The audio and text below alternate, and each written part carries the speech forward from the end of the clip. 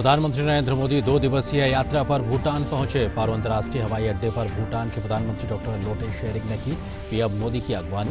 प्रधानमंत्री नरेंद्र मोदी को भूटान के सुरक्षा बलों ने दिया guard of honour.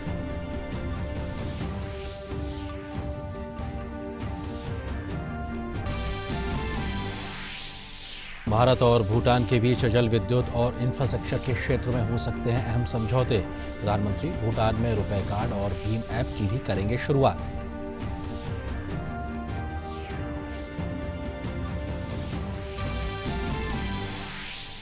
Jammu Kashmir में हालात सामान्य, सरकारी दफ्तर खुले। प्रशासन ने राज्य में चरणबद्ध तरीके से पाबंदियां हटाने का किया ऐलान।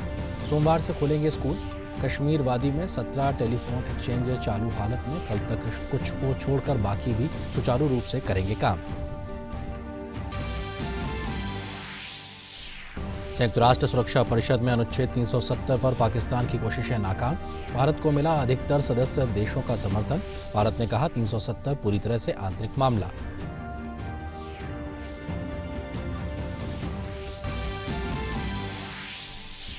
मध्य प्रदेश और राजस्थान के कई हिस्सों में बाढ़ से हाल बेहाल। वहीं कर्नाटक और केरल में हालात हुए बेहतर।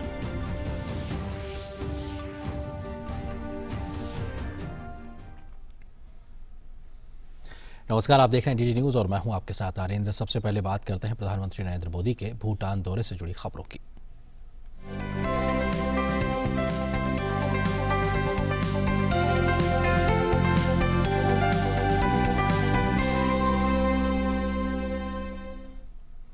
अपनी 2 दिवसीय यात्रा पर भूटान पहुंचे प्रधानमंत्री नरेंद्र मोदी का पारो अंतर्राष्ट्रीय हवाई अड्डे पर पहुंचने पर भव्य तरीके से स्वागत किया गया। प्रधानमंत्री की अगवानी खुद भूटान के प्रधानमंत्री डॉक्टर लोटे शेरिंग ने की। इस मौके पर प्रधानमंत्री को अंग वस्त्रम भी प्रदान किया गया। पीएम मोदी की अगवानी के लिए रेड कारपेट बिछाया गया। पड़ोसी प्रथम की नीति के तहत भारत भूटान में कई आधारभूत संरचनाओं के निर्माण में सहयोग दे रहा है। प्रधानमंत्री मांग देशु पनबिजली परियोजना का उद्घाटन करेंगे। इसके साथ ही पीएम भूटान की रॉयल यूनिवर्सिटी को भी संबोधित करेंगे। प्रधानमंत्री की इस यात्रा में दोनों देशों के बीच कुल 10 सहमति पत्र और समझौतों पर हस्ताक्षर होने की उम्मीद। इसके साथ ही पीएम भूटान में रुपए कार्ड और भीम ऐप की भी शुरुआत करेंगे। यह पीएम मोदी का दूसरा भूटान दौरा है। इससे पहले वे 2014 में प्रधानमंत्री बनने के बाद पहले विदेशी दौरे पर भूटान गए थे।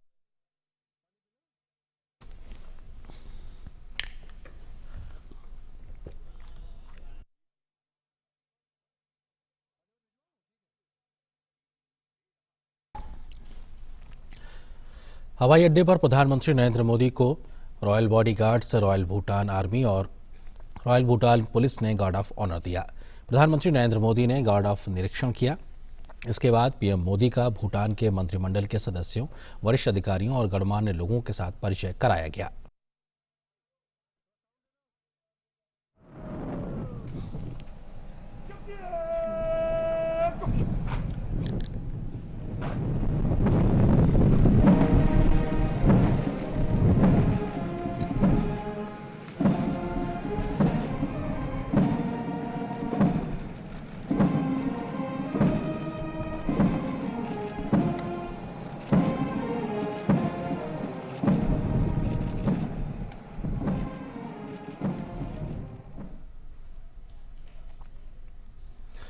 जब कोई भी जीडीपी कहता है और सुनता है तो उसका मतलब ग्रॉस डोमेस्टिक प्रोडक्शन होता है। आज हम आपको ग्रॉस नेशनल हैप्पीनेस को लेकर एक रिपोर्ट दिखाते हैं। यह हैप्पीनेस पसंद लोग हैं भूटान के। तो देखते हैं ये खास रिपोर्ट जीडीपी के आगे जहां और भी है। ग्रॉस डोमेस्टिक प्रोडक्शन यानी जीडीपी के बीच दौड़ती भागती इस दुनिया के बीच एक देश ऐसा भी है जो ग्रॉस नेशनल हैप्पीनेस पर विश्वास रखता है।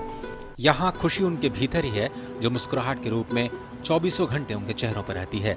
जी हाँ, हम बात कर रहे हैं अपने पड़ोसी देश भूटान की। वही भूटान जो अपनी सांस्कृतिक विरासत, ऊंचे पहाड़ों, गहरी घाटियों, सुंदर चित्रकारी और परंपराओं के अनूठे अंदाज से सजा हुआ है। गरीब हो या फिर अमीर, हर कोई मेहनत पर विश्वास करता है। भौतिकता के पीछे भागती दुनिया में यहाँ के लोग अपनी छोटी छोटी ज़रूरतों के बीच ही खुश हैं। We are all self-sufficient, and also like most of the people who are uneducated, they don't come to like town area and they don't beg. Like instead of that, they work in their own farm. People here, most of them, they are happy. We don't have a poverty going on. So basically, it is trying to tell you that Bhutan is a happiness country. Bhutan is a very small country sandwiched between India and China. And unlike those countries, our population is very small. And we are not so crowded. And basically, what our government and king thinks is like, rather to go for the economic, if we go for the happiness of the people, happiness is most important. Bhutan को दुनिया का सबसे खुशहाल देश यूं नहीं कहा जाता। इसकी एक खास वजह यह है कि दरअसल भूटान ने विदेशियों को अपने देश में कभी आने की अनुमति ही नहीं दी। वे हमेशा से प्रकृति के नजदीक रहे और बुद्ध की शिक्षाओं पर चले। 1970 के दशक में अंतर्राष्ट्रीय स्तर पर इस देश के विकास पर चर्चा हुई। इसके बाद 1974 में पहली बार विदेशियों को भूटान में अंदर आने की अनुमति मिली। पर्यावरण को नुकसान न हो इसके लिए कभी किसी ने पॉलीथिन का उपयोग तक नहीं किया। भूटानियों के बारे में खास बात यह भी है कि वो कभी किसी की बुराई नहीं करते। उनका मानना है कि बुराई करने से नकारात्मक ऊर्जा फैलती है और यही वजह है कि वो शांत भी हैं और खुश भी। नए साल की शुरुआत में जहां पूरी दुनिया हैप्पी न्यू ईयर विश कर रही होती है तो भूटानी एक दूसरे को जन्मदिन की बधाई देते हैं। ऐसा इसलिए क्योंकि इस देश में हर व्यक्ति का मानना है कि कोई दिन अपना नहीं बल्कि सभी एक साथ होता है और यही वजह है कि वो उस दिन को सेलिब्रेट करते हैं। तभी तो ये देश इतना खुश है। हर किसी को भूटान से सीखना चाहिए कि असली खुशी दिखावे में नहीं, इच्छाएं और कल्पनाएं सीमित हो तो सुख आसपास ही नजर आता है। यहाँ पर ना तो बड़े बड़े उद्योग धंधे हैं और ना ही बड़ी बड़ी इंडस्ट्री।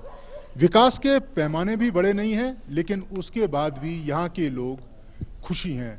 भूटान को हैप्पीनेस कंट्री कहा जाता है क्योंकि यहाँ के लोग प्रकृति से प्यार करते हैं। इनकी इच्छाएं छोटी हैं लेकिन सोच बड़ी है। कैमरामैन आलोक और विकास गुप्ता के साथ नीरज सिंह, डीडी न्यूज़, भूटान। और फिलहाल यहाँ पर एक छोटे से ब्रेक के लिए रुकते हैं।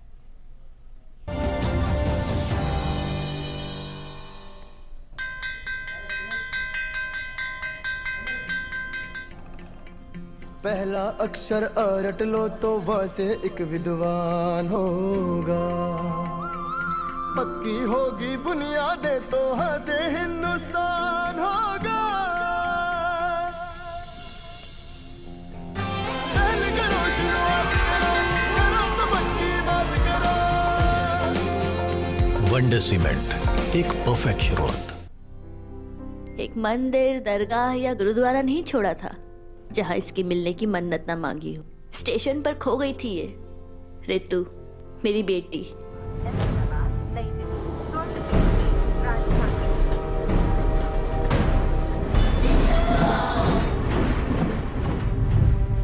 और देखो ना, ये मिली भी तो कैसे, इन उंगलियों के निशान से।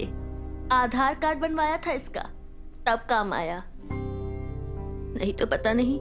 आप भी अपने बच्चों का आधार कार्ड बनवा लेना प्लीज। सुना, वो आधार में बच्चों की फिंगरप्रिंट लेते हैं ना। उससे कोई भी खोए हुए बच्चे को अपने घर तक पहुंचा सकता है। कई बच्चों को अपने परिवार से मिलाया है आधार ने। ये तो मैंने सोचा ही नहीं था। तो अब सोच लो। पूरे देश में कहीं भी हो, आधार से ही तो छोटे बड़े सबको मिली है एक सी पहचान। तो पेरेंट्स, आधार अपना लो, फायदे में रहोगे।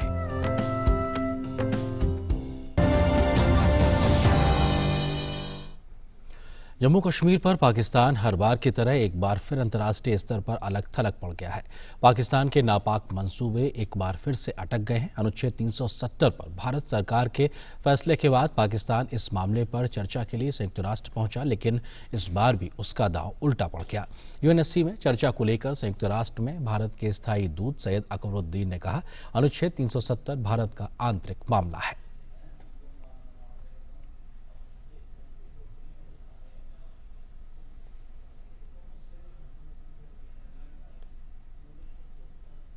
Our national position was and remains that matters related to Article 370 of the Indian Constitution are entirely an internal matter of India.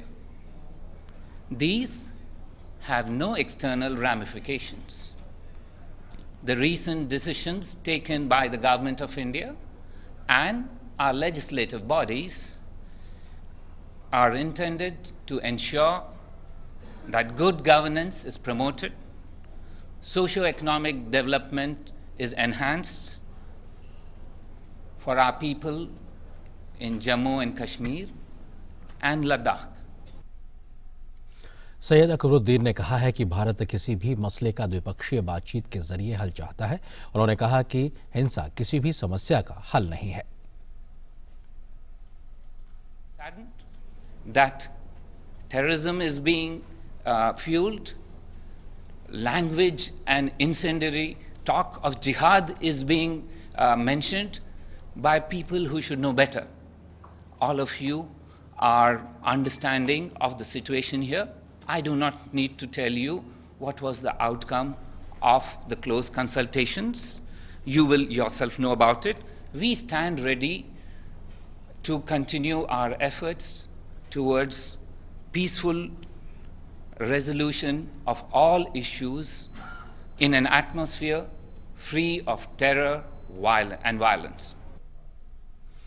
राष्ट्रपति रामनाथ कोविंद ने आज महाराष्ट्र में वर्धा जिले के सेवाग्राम में महात्मा गांधी आयुर्विज्ञान संस्थान के स्वर्ण जयंती समारोह में दीप प्रज्वलन कर उसका शुभारंभ किया। इस मौके पर राज्यपाल विद्यासागर राव और राज्य के मुख्यमंत्री देवेंद्र फडणवीस सहित कई गणमान्य लोग मौजूद रहे।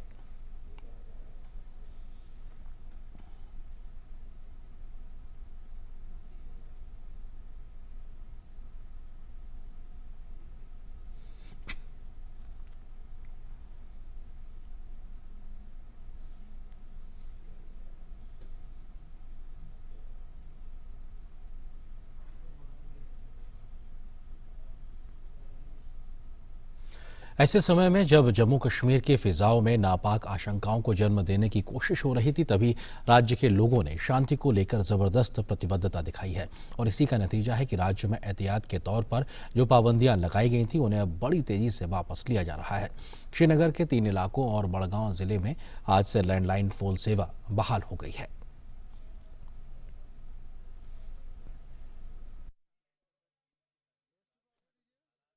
से सामान्य हो रहे हैं।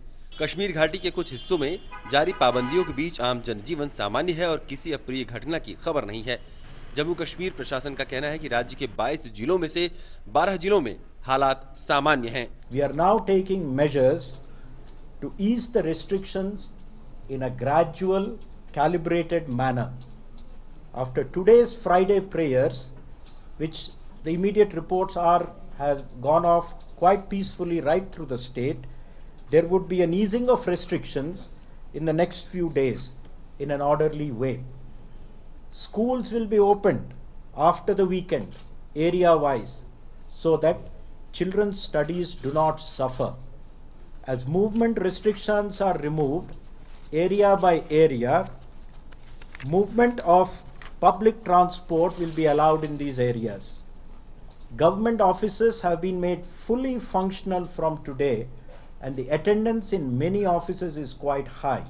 प्रशासन के मुताबिक दूरसंचार सेवाओं पर पाबंदी हटाने का काम देर रात से शुरू हो सकता है और सप्ताह के अंत तक लैंडलाइन सेवाएं सामान्य हो सकती हैं। Ask me about telephone lines. You will see a gradual restoration from tonight and tomorrow onwards. You will find a lot of Srinagar functioning tomorrow morning. BSNL takes a couple of hours to get back to action. Exchange by exchange, they will be switching it on. Over the weekend, you will have most of these lines functional. प्रशासन ने कहा है कि आतंकवादी समूह जम्मू कश्मीर में भय उत्पन्न करने और विकास बाधित करने के लिए हमले करते हैं, लेकिन किसी को इसमें सफल नहीं होने दिया जाएगा। मुख्य सचिव ने कहा कि सीमा पार से भड़काने की कार्रवाई के बावजूद राज्य में हालात सामान्य हैं और कोई जनहानि नहीं हुई है। There has been not a single loss of life, and it is to the credit of the people of the state and the government and the security forces that they have managed to get over the situation very quietly with utmost calm and no loss of civilian life. What is being propagated from across the border is apparent to all, and there is certainly an attempt to ensure that peace and calm in the state are disturbed. The people of the state have been the biggest victims of all this. Jammu में सारी पाबंदियां पहले ही हटाई जा चुकी हैं और घाटी के ज्यादातर हिस्सों में पाबंदियों में ढील दी जा चुकी है। ईद उल अजहा और स्वतंत्रता दिवस शांतिपूर्ण ढंग से बीत जाने के बाद प्रशासन बाकी पाबंदियां भी हटा रहा है। साथ आप देख सकते हैं कि जिस तरह से यहाँ पर इस वक्त वाहनों की आवाजाही है, पब्लिक ट्रांसपोर्ट सामान्य से यहाँ पर ज्यादा देखा गया। मस्जिदों में शांतिपूर्वक नमाज यहाँ पर अदा की गई, लोग गए और कहीं से भी किसी भी तरह की अवांछनीय घटना की कोई सूचना नहीं मिली। इसके लिए लगातार जो प्रशासन के कार्य हैं, लगातार जो सुरक्षा बलों के प्रबंध हैं और राज्य की जो जनता है उसका जो सहयोग है, इन तीनों को संयुक्त रूप से चीफ सेक्रेटरी ने इसके लिए सबका धन्यवाद कहा। प्रशासन के फैसले का बच्चों और स्थानीय लोगों ने स्वागत किया है। तो अब सरकार ने कहा है कि अब आपके स्कूल खुल जाएंगे, आप मंडे से स्कूल जाएंगे, तो आप स्कूल जाएंगे? हाँ। तो आपको कैसा लग रहा है ये सोचिए कि अब आप स्कूल जाना शुरू होंगी? बहुत अच्छा लग रहा है। हाँ। लोगों को बहुत राहत मिलेगी, जैसे फोन लाइन खुलेगी या स्कूल खुलेंगे, बहुत राहत मिलेगी उससे। कितना जरूरी था? क्योंकि ये कदम कितना जरूरी था? बहुत जरूरी है। इस बीच जम्मू कश्मीर को मिले विशेष दर्जे को खत्म किए जाने का मसला शुक्रवार को सुप्रीम कोर्ट भी पहुंचा। कोर्ट ने संविधान के अनुच्छेद 370 के प्रावधानों को हटाने के खिलाफ दोषपूर्ण याचिकाएं दायर करने पर नाराजगी व्यक्त की। प्रधान न्यायाधीश रंजन गोगोई, न्यायमूर्ति S.A. बोबडे और न्यायमूर्ति S. अब्दुल नजीर की पीठ ने कहा कि अधिवक्ता मनोहर लाल शर्मा द्वारा दायर याचिका का कोई मतलब नहीं है। प्रधान न्यायाधीश ने कहा कि उन्होंने याचिका पढ़ने में 30 मिनट लगाए, लेकिन इससे कुछ भी समझ नहीं सके। शीर्ष अदालत ने संबंधित वकीलों से कहा कि वो अनुच्छेद 370 को लेकर दायर अपनी 6 याचिकाओं की खामियों को दूर करें और इसके साथ ही उसने सुनवाई स्थगित कर दी। श्रीनगर से रामा त्यागी, सलमान काजी और दिल्ली से विकास साथी, DD न्यूज। जम्मू कश्मीर के श्रीनगर में हालात लगातार तेजी से सामान्य हो रहे हैं। श्रीनगर में जिला उपायुक्त कार्यालय के बाहर स्थिति का जायजा लिया हमारी संवाददाता रामा त्यागी ने।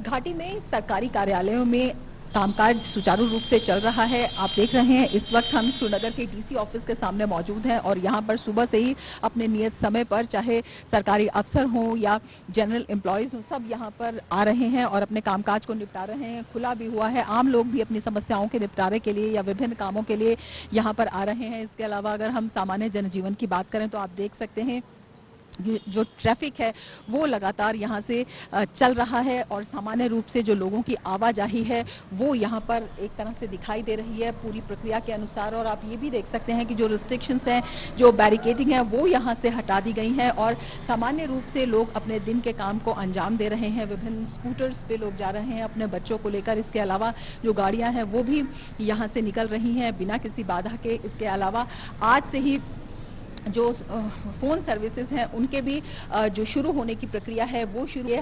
हालांकि सभी जगहों पर ये एक साथ शुरू नहीं होगी, फेसेस में इसको निपटाया जाएगा अलग अलग इलाकों में स्थितियों के अनुसार और वहां पर जो एक्सचेंज हैं उनके अनुसार प्रक्रिया को अपनाया जाएगा। लेकिन ये सुनिश्चित किया गया है कि जो लैंडलाइन सर्विसेज हैं वो सबसे पहले खुलेंगी।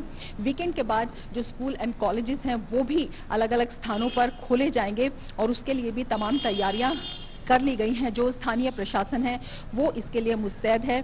विभिन्न जो मेडिकल स्टोर्स हैं वो यहाँ पर खुले हुए हैं और हॉस्पिटल्स में जो इमरजेंसी सर्विसेज हैं वो बिना किसी बाधा के अपना काम कर रही हैं। तो प्रशासन पूरी तरह से मुस्तैद है कि धीरे धीरे जो रिस्ट्रिक्शंस हैं वो उठाई जाएं और इस दौरान किसी भी तरह की परेशानी आम जनजीवन को ना हो। कैमरामैन शुभम के साथ रामा त्यागी, DD न्यूज, श्रीनगर। और इस वक्त जम्मू कश्मीर के नौशेरा से एक बड़ी खबर आ रही है। वहां पर एक बार फिर से सीज फायर का उल्लंघन किया है और बिना उकसावे की गोलीबारी की है। पाकिस्तान की ओर से संघर्ष विराम का उल्लंघन किया गया है और ये आज सुबह हुआ है। और इस पूरे घटनाक्रम में पाकिस्तान की ओर से नौशेरा सेक्टर में संघर्ष विराम का उल्लंघन किया गया है। बिना किसी उकसावे के पाकिस्तान की ओर से गोलीबारी की गई है। और हमारी सहयोगी नंदिता डागर इस वक्त इस खबर पर अधिक बातचीत करने के लिए हमारे साथ में मौजूद है। नंदिता, किस वक्त ये पूरी फायरिंग शुरू हुई है पाकिस्तान की ओर से और क्या जानकारी इस पूरे घटनाक्रम के बारे में आपके पास? जी, पर आर्येंद्र नौशेरा सेक्टर में रजौरी डिस्ट्रिक्ट में जो लाइन ऑफ कंट्रोल के अक्रॉस से पाकिस्तान की फोर्सेस ने फायरिंग की है, जिसमें हैवी मॉर्टर्स और शेल्स भी उन्होंने फायर किए हैं। उसके अंदर हमारा एक जवान है लांस नायक संदीप थापा, और उनकी शहीदी हो गई है। ये सवेरे वैसे तो सवेरे 6:30 बजे से ये सीज फायर वायलेशन उन्होंने शुरू किया था, लेकिन आज करीब 10 बजे के करीब सवेरे लांस नायक संदीप थापा इसमें शहीद हो गए। 35 साल के हैं वे और उनकी 15 साल की सर्विस पूरी हो चुकी थी। वो देहरादून से हैं और अभी तक तो यही खबर आई है। और इसके अलावा हमारी फोर्सेस भी रिटेलिएट कर रही हैं, जिसको जैसे कि उसको अप्रोप्रिएट रिस्पांस दिया जा रहा है डिस्ट्रिक्ट राजौरी में के अक्रॉस लाइन ऑफ कंट्रोल के अक्रॉस, जिसमें छोटी आर्म्स और मोटर्स और शेल्स भी दागे जा रहे हैं। आर्येंद्र, अनंता, कई बार हमने देखा है कि पाकिस्तान की ओर से जब इस प्रकार के कई बार हथकंडे अपनाए जाते हैं उसमें वो कई बार स्नाइपर्स का भी इस्तेमाल करते हैं या कई बार भारी गोला बारूद का इस्तेमाल करते हैं। इसको लेकर कोई जानकारी फिलहाल आपके पास? जी, उसमें हैवी मोटर्स का उन्होंने यूज किया है। ये भी हैवी इक्विपमेंट हैवी एम्यूनेशन में ही आता है। तो वो जैसे कि आप जानते हैं 370 आर्टिकल को रिवोक होने के बाद कल उन्होंने यूनाइटेड नेशंस में, अगर मैं इसको लिंक कर पाऊं तो बाहर के घटनाक्रम से, तो यूनाइटेड नेशंस के सिक्योरिटी काउंसिल इनफॉर्मल मीटिंग में भी रेज किया था।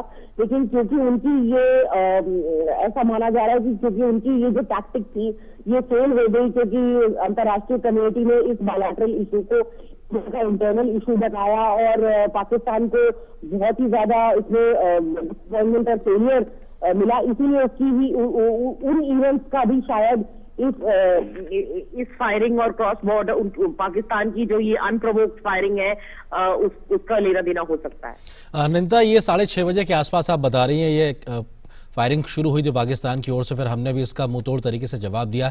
इस वक्त की ताजा स्थिति को लेकर कोई अपडेट? क्या अभी भी ये घटनाक्रम चालू है या फिर ये थमा हुआ है? जैसे कि हमने ये रिपोर्ट फाइल की है अपने ऑफिस में डीडी न्यूज में, तो अभी भी फायरिंग चल ही रही थी, लेकिन इंटरमिटेंट फायरिंग हो रही है, यानी कि बीच बीच में शुरू हो जाती है फिर खत्म हो जाती है। सवेरे 6:30 बजे शुरू हुई थी, लेकिन 10 बजे से लगातार चल रही है, सवेरे 10 बजे से आज। जी, क्या नंदा, जो स्थानीय जो लोग होते हैं उनको भी कोई हताहत हुआ है या उसको लेके जान माल का नुकसान है? जी नहीं आरेंद्र, इसके बारे में अभी तक कोई जानकारी नहीं है। अभी वो पोस्ट पर ही, ऐसा लग रहा है कि वो इंडियन आर्मी की पोस्ट पर ही फायरिंग कर रहे हैं। जी, शुक्रिया नंदा इस फिलहाल बातचीत और अपडेट्स के लिए। आप रखिए इस घटनाक्रम पर नजर, आगे भी आपसे जानकारी लेते रहेंगे। वहीं सरकार की बात की जाए तो जम्मू कश्मीर में लैंडलाइन और इंटरनेट सेवाएं धीरे धीरे से बहाल कर रही है। जम्मू कश्मीर की सरकार की ओर से ये बात को कहा गया। इस मुद्दे पर राज्य के प्रधान सचिव रोहित कंसल से बात की हमारे संवाददाता उर्मिलेश भट्ट ने। शुक्रवार को जम्मू कश्मीर के चीफ सेक्रेटरी ने कहा था कि टेलीफोन सेवा और स्कूल जो है लगातार जो है खोले जाएंगे। तो आज क्या सब चीज़ हुआ? आज टेलीफोन तो खुल गए हैं, पुलिस थानों में भी कुछ रियायत देने की बात हुई है। पूरी जानकारी के लिए हमारे साथ हैं जम्मू कश्मीर के प्रिंसिपल सेक्रेटरी रोहित कंसल जी हैं, इनसे बात करते हैं। सर, स्वागत है आपका डीडी न्यूज़ में। आज क्या कुछ रिलेशन की बात हुई है? देखिए, आज जो है जैसे कल हमने कहा था कि रिलैक्सेशंस प्रोवाइड की जाएंगी, आज बहुत सी रेस्ट्रिक्शंस ईज कर दी गई हैं, रिलैक्सेशंस प्रोवाइड की गई हैं। मिसाल के तौर पे 96 टेलीफोन एक्सचेंजेस में से 17 टेलीफोन एक्सचेंजेस ऑलरेडी खोल दी गई हैं, 50 शाम तक खोल दी जाएंगी और हमें उम्मीद है कि कल शाम तक हम अधिकाधिक एक्सचेंजेस जो है खोल देंगे, जिससे लैंडलाइंस की फंक्शनैलिटी रिस्टोर हो जाएगी। इसी तरह 35 पुलिस थानों में छूट दी गई है, रियायतें दी गई हैं और आज सुबह से रियायतें दी गई हैं। अभी तक किसी अप्रिय घटना का समाचार नहीं है और सिचुएशन को हम वॉच कर रहे हैं। जी, सबसे बड़ी बात यह है सर कि जब इंटरनेट की बात है, क्योंकि लगातार देख रहे हैं कि हालात जम्मू कश्मीर के जो है, कश्मीर खासकर घाटी की बात करें, लगातार ठीक होते आ रहे हैं, तो इंटरनेट सेवा कब से बहाल करने की सरकार? देखिए, जैसे मैंने आपसे कहा और जैसे कल चीफ सेक्रेटरी साहब ने कहा था कि gradual, calibrated, step by step manner में सारे कदम उठाए जाएंगे। तो पहला स्टेप जो है लैंडलाइंस की फंक्शनैलिटी रिस्टोर करना है, तो वायदे के अनुसार वो किया जा रहा है, बाकी कदम भी धीरे धीरे आएंगे। सर, इसके अलावा सरकार आने वाले दिनों में क्या कुछ छूट देने वाली है या कुछ और कुछ योजनाएं हैं? देखिए, जैसे मैंने कहा, मंडे से प्राइमरी स्कूल खोले जा रहे हैं, सरकारी दफ्तरों में पूरी फंक्शनैलिटी की जा रही है, पब्लिक ट्रांसपोर्ट भी चलना शुरू हो जाएगा। तो step by step, one by one, calibrated gradual manner में रिलैक्सेशन, रियायतें दी जा रही हैं। Thank you sir. तो ये थे प्रिंसिपल सेक्रेटरी रोहित कंसल जी, जिन्होंने कहा कि धीरे धीरे जो है छूट दी जाएगी। जिस तरीके से जो है यहाँ पे सामान्य हालात होंगे तो छूट भी धीरे धीरे दी जाएगी। कैमरामैन राइस रिक्की के साथ उर्मिलेश भट्ट, डीडी न्यूज़ कश्मीर। आम आदमी पार्टी के पूर्व नेता कपिल मिश्रा आज भारतीय जनता पार्टी में शामिल हो गए। नई दिल्ली में आज प्रदेश भाजपा अध्यक्ष मनोज तिवारी और विजय गोयल की मौजूदगी में कपिल मिश्रा भाजपा में शामिल हुए। इसके अलावा आम आदमी पार्टी की ऋचा पांडे भी भाजपा में शामिल हुई।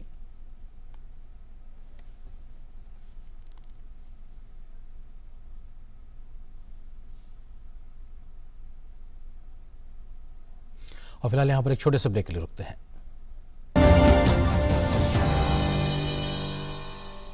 आपका लेटर।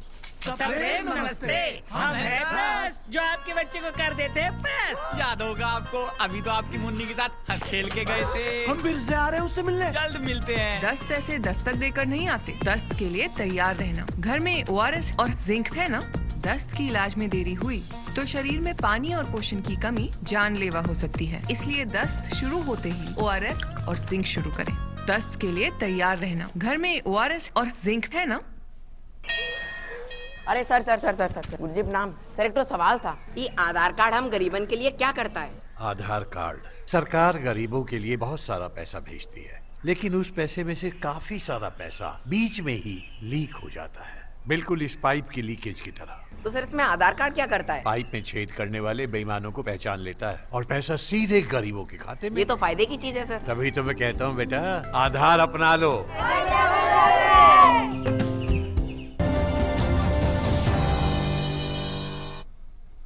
और ब्रेक के बाद अब बात बाढ़ से जुड़ी खबरों की करते हैं। मध्य प्रदेश और राजस्थान के कई इलाकों में भारी बारिश के कारण बाढ़ का कहर जारी है। मध्य प्रदेश में सबसे ज्यादा असर शिवपुरी, रायसेन, खंडवा, नीमच और मंदसौर में दिख रहा है।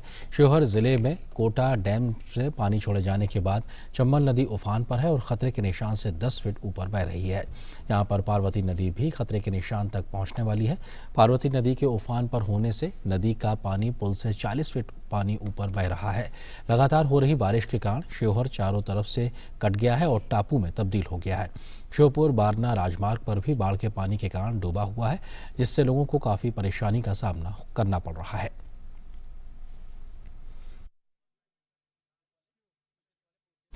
राजस्थान के झालावाड़ में काली सिंध नदी का पानी भारी बारिश के कारण लोगों के घरों में घुस गया है।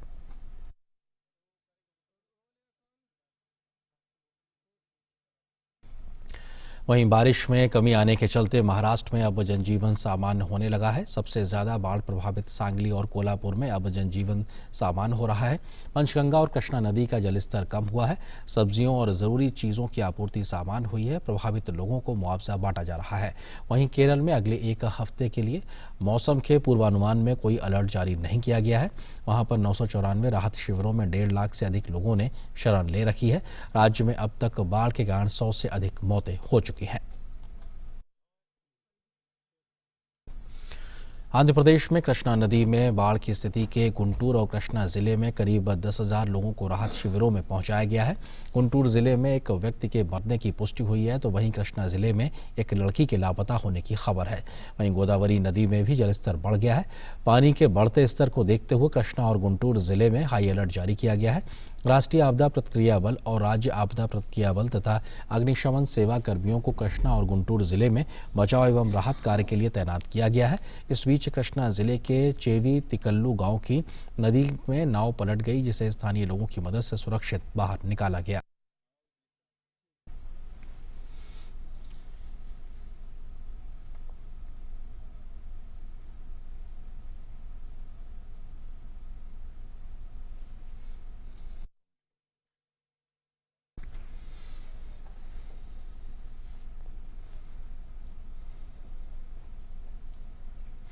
और रुक करते हैं भूटान का, जहां पर 2 दिवसीय यात्रा के लिए प्रधानमंत्री नरेंद्र मोदी वहां पहुंचे हुए। हमने देखा था प्रधानमंत्री पहुंचे थे और उसके बाद में उनका स्वागत किया गया था और वहां से वो थिम्पू के लिए रवाना हुए। तो पूरे लगभग 40 किलोमीटर के सफर में प्रधानमंत्री के स्वागत के लिए बच्चे लोग वहां पे मौजूद थे और जो अपने हाथों में भूटान और भारत के झंडे लिए हुए थे और प्रधानमंत्री के स्वागत के लिए वहां पर उनको जब वो होटल पहुंचे तो वहां पे बच्ची ने उनका गुलदस्ता देकर, फूलों को देकर उनका स्वागत किया गया। परंपरागत तरीके से अंगवस्त्र देकर उनका स्वागत किया गया। रस्मी तरीके से वहां पर भी उनका स्वागत हुआ। हमने देखा था कि एयरपोर्ट पर भी उनको गार्ड ऑफ ऑनर दिया गया। तो और ये भारतीय समुदाय की बड़ी संख्या में वहां पर लोग पहुंचे हुए थे जिस होटल में प्रधानमंत्री ठहरे हुए हैं और उन्होंने प्रधानमंत्री को वहां पर उनको शुभकामनाएं दी और प्रधानमंत्री ने भी बहुत सहजता के साथ में उन सभी का अभिवादन स्वीकार किया और हाथों में तिरंगा लेकर बड़ी संख्या में भारतीय समुदाय के लोग वहां पहुंचे हुए थे प्रधानमंत्री के इस्तकबाल और उनके स्वागत के लिए। हमारे सहयोगी नीरज सिंह इस वक्त हमारे साथ में थिम्पू से ही मौजूद है, जहां प्रधानमंत्री इस वक्त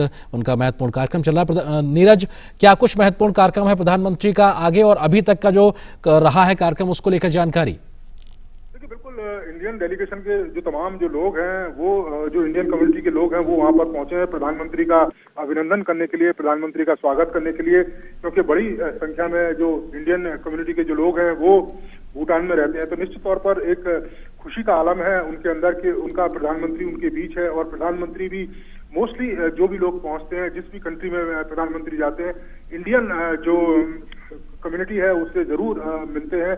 और इंडियन कम्युनिटी भी बड़ी संख्या में अपने प्रधानमंत्री का दीदार करने के लिए, प्रधानमंत्री की एक झलक देखने के लिए पहुंचती है। और आज भी बड़ी संख्या में जो थिम्पू में जो लोग हैं, इंडियन कम्युनिटी के लोग हैं, वो पहुंचे हैं आनंद। नीरज, हमने देखा कि प्रधानमंत्री का जो थिम्पू तक का जो सड़क मार्ग का सफर था, उसमें बड़ी संख्या में लोग सड़क किनारे मौजूद थे, अपने हाथों में भारत और भूटान का झंडे लेकर मौजूद थे प्रधानमंत्री के स्वागत के लिए, बच्चे खासतौर से। किस तरीके से इस स्वागत को देखा जाए जो प्रधानमंत्री के इस्तकबाल में देखने को मिला है? देखिए, बिल्कुल, अगर हम पारो से थिम्पू तक की बात करें तो 40 किलोमीटर का आरंद्र करीब सफर है, 1 घंटे का सफर होता है।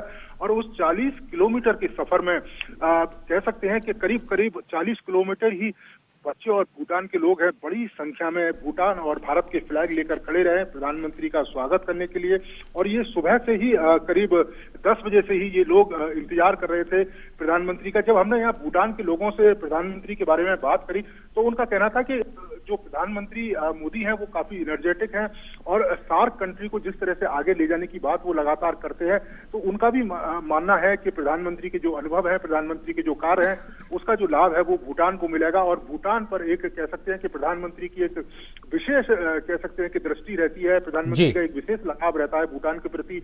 भूटान 2014 में पहली जो विदेश यात्रा प्रधानमंत्री ने की थी तो भूटान की थी।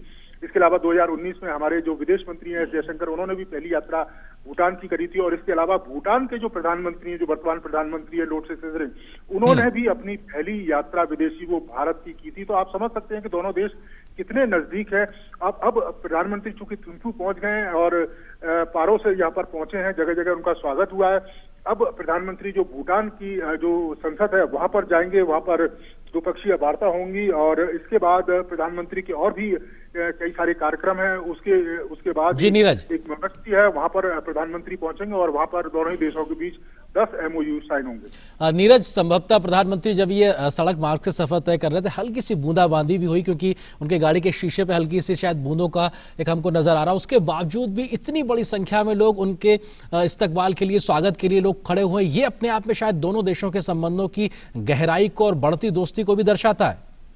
देखिए, बिल्कुल दर्शाता है। और अगर हम भूटान के मौसम की बात करें तो निश्चित तौर पर भूटान का मौसम ऐसा है कि कभी आपको धूप निकलती है और कभी तुरंत बारिश हो जाती है, लेकिन उसके बावजूद भी कड़कती धूप में भी तमाम हजारों की संख्या में जो लोग थे वो खड़े रहे और हल्की बारिश होती रही। उसके बाद भी बड़ी संख्या में जो लोग हैं वो खड़े रहे। तो ये बताता है कि भारत के प्रधानमंत्री के प्रति भूटान के जो लोग हैं, भूटान के जो बच्चे हैं, किस तरह के दृष्टि से देखते हैं, किस तरह का लगाव उनका भारत के प्रति रहता है। बड़ी संख्या में हमने भूटान के लोगों से बात भी की। बड़ी संख्या में भूटान के जो स्टूडेंट हैं वो भारत में जाकर एजुकेशन लेते हैं। तो निश्चित तौर पर दोनों ही जो देश हैं एक दूसरे के काफी नजदीक है। भारत हमेशा किसी भी तरह की परिस्थिति रही हो, भूटान के साथ किसी भी तरह की चुनौती रही हो, हमेशा से कदम मिलाकर भारत भूटान के साथ खड़ा रहा है। और हमारी विदेश नीति का भी ये हिस्सा रहा है। भारत के प्रधानमंत्री नरेंद्र मोदी खास तौर से जो पड़ोसी प्रथम, नेबरहुड फर्स्ट की जो नीति है वो भी दर्शाती है कि पड़ोसियों के प्रति हम किस तरह की दृष्टि रखते हैं और पड़ोसियों को किस तरह से हम आगे ले जाना चाहते हैं। जिस तरह का विकास भारत कर रहा है वैसा ही विकास उसके पड़ोसी करे, भारत हमेशा से यही चाहता है। बिल्कुल, पड़ोसी पहले की नीति को लेकर नीरज आपने कई ऐसे पड़ाव भी दिखाए जो बताए और जो भारत और भूटान के संबंधों की गहनता को बताते हैं। प्रधानमंत्री नरेंद्र मोदी की ये जो मौजूदा 2 दिवसीय यात्रा है, जो उनके दूसरे कार्यकाल की पहली बायलैटरल विजिट के तौर पे देखा जा रहा है, जो अपने आप में बेहद महत्वपूर्ण है, ये क्या एक नए आयाम लेकर आएगी दोनों देशों के संबंधों को लेकर? देखिए, बिल्कुल आयाम लेके आएगी। आपको याद होगा कि 2 दिन पहले ही जो भूटान के प्रधानमंत्री हैं उन्होंने फेसबुक पोस्ट लिखा था और इस फेसबुक पोस्ट में उन्होंने इस बात का जिक्र किया था कि भारत के प्रधानमंत्री का स्वागत करना सम्मान की बात है। एनर्जेटिक लीडर हैं और ये करीब 1 अरब से ज्यादा की जनसंख्या है, उसका प्रतिनिधित्व करते हैं, इंटरनेशनल लेवल पर भारत का प्रतिनिधित्व करते हैं। लेकिन भारत के प्रधानमंत्री एक ऐसी शख्सियत है जो बच्चों का भी ध्यान रखते हैं। उन्होंने खास तौर से जिक्र किया था एग्जाम वॉरियर किताब का प्रधानमंत्री की, कि जिस तरह से वो बच्चों को बताते हैं, जिस तरह से बच्चों को समझाते हैं एग्जाम को लेकर, आगे की जिंदगी को लेकर, क्योंकि उनको मालूम है ये बच्चे भारत का भविष्य है, आगे चलकर जो भारत की बागडोर है इन्हीं बच्चों के हाथ में होगी।